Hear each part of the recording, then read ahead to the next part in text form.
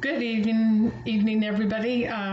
This is Dr. Myra Salcido, and I attempted a Teams meeting this morning around 10 o'clock. And some people were able to join, but most were not. And there's been a problem depending on your internet on getting into Teams. So I decided to go ahead and make a YouTube video so you could watch it when you have time. I did record the other video that I made this morning, but it's not linking correctly to the course. So you may have noticed that I've extended the due date to October 29th for the literacy narrative. That is because I'm reading everybody's literacy narrative tonight, and we'll give you feedback. And if you've already turned in the final draft, don't worry, the assignment box is open through October 29th. And if I give you feedback that if you just make a few revisions for a higher grade, you can do that since I didn't get in soon enough. Which brings me to something that I'm really excited about. Maximilian Weiss, his graduate student who writes amazing scholarly papers and has gotten published.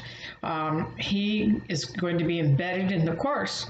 So it should be this week or next week. We're working on it today to try to get him into course as a tutor to read all your first drafts, since I become overwhelmed with the amount of people that are unfamiliar with Modern Language Association style.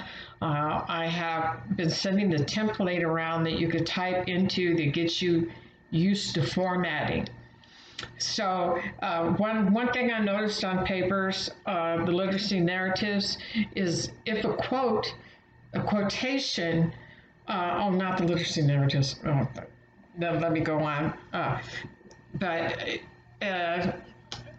the literacy narratives, it just needs to be an MLA style, and some people haven't done that.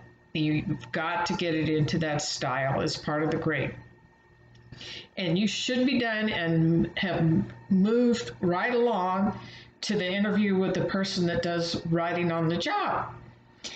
Some people are still interviewing people right now, and that's fine. If you go into the module, writing as a literacy or something like that, it's the module that has the unit that has the prompt for the interview with someone who does writing on the job. This could be anybody. It could be a coach. It could be a teacher. If you're down to the wire, it could be somebody in your family, but they have to do some writing on the job. Some percentage of their job needs to be about writing. So the interview with the writer paper, the peer review box is open. Daisy has already posted, and she has nobody to peer review.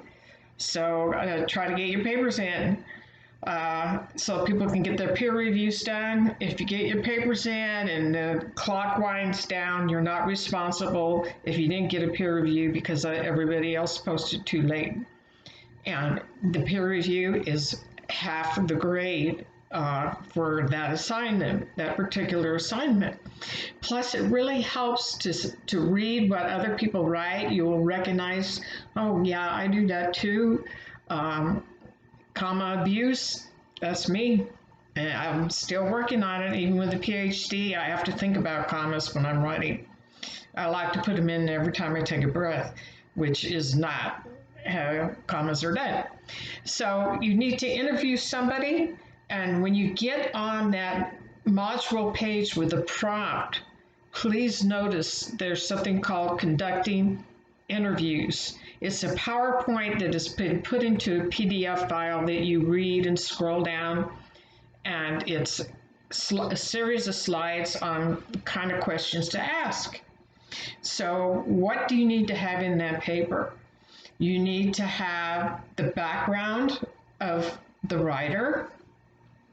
their education, their job title, what they do, what percentage of the job uh, do they, of their time, do they commit to writing? What types of writing do they do?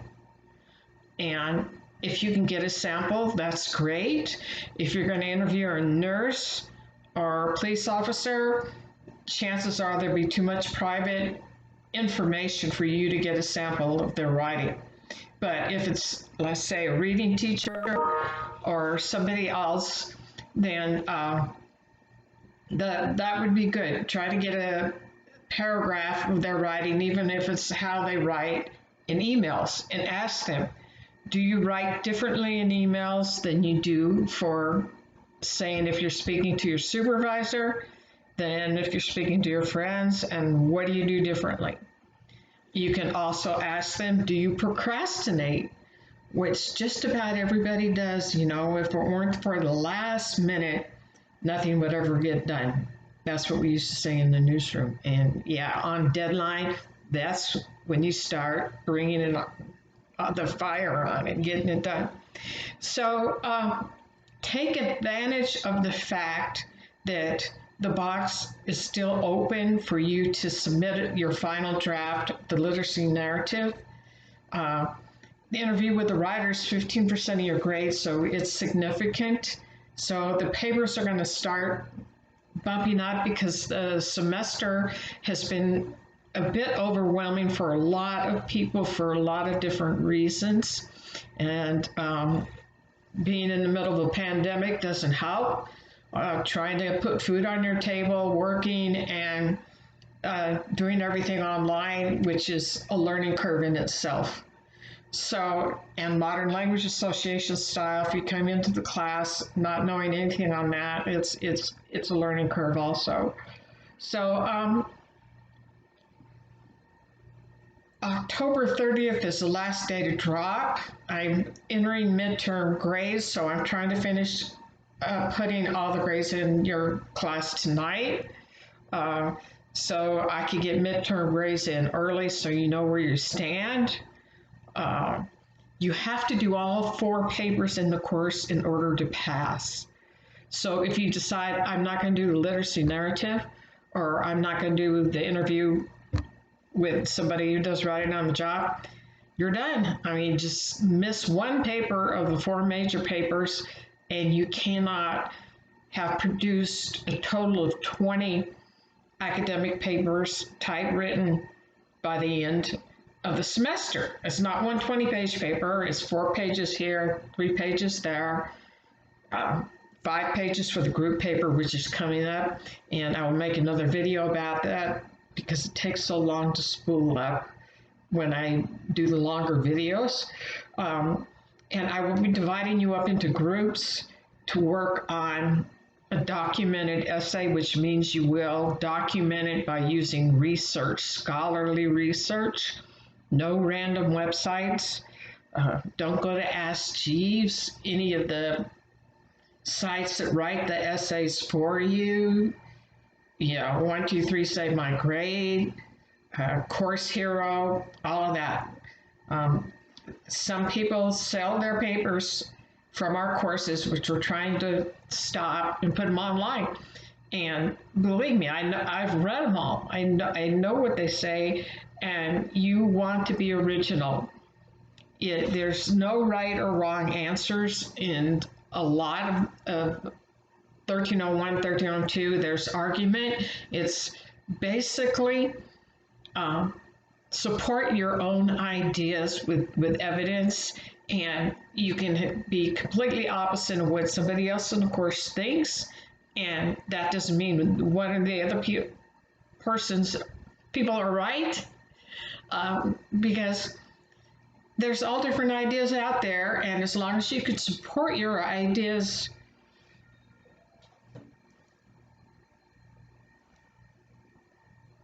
sorry about that. But, we have a weather warning that just came over for the university.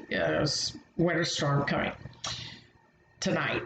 So that's what that was, and I will divide you up into groups pretty soon. And I just need to get everybody's grades in tonight. And I will let you know when we get the tutor Max into the class because he's great. He's great. And we'll be able to spend more time on your earlier drafts, though the papers are coming up quickly now. So you have to keep pace. I know it's hard. I know there's a lot going on in the world, and it's been the most challenging semester of my life. And I can't imagine it getting any worse than it has been. But who knows? With the weather stuff and pandemic, just a few things going on, and then everybody moving to online. So I just wanted to let you know about the interview with the person that does writing on the job. It's not question and answer, it's a narrative form, a storytelling essay style. And I have a student sample paper in the course, and then I have an expert paper where a journalist interviews a police officer and makes a compelling story. But you just need to look at what the student wrote, and that's how you need to do it. It needs to be at least 4 to 5 pages. And your literacy narrative should have been 3 pages. So I'm going to go ahead and cut this video off because once I go over 12 minutes, it's going to take a while to spool up. And I'll see you at the next video.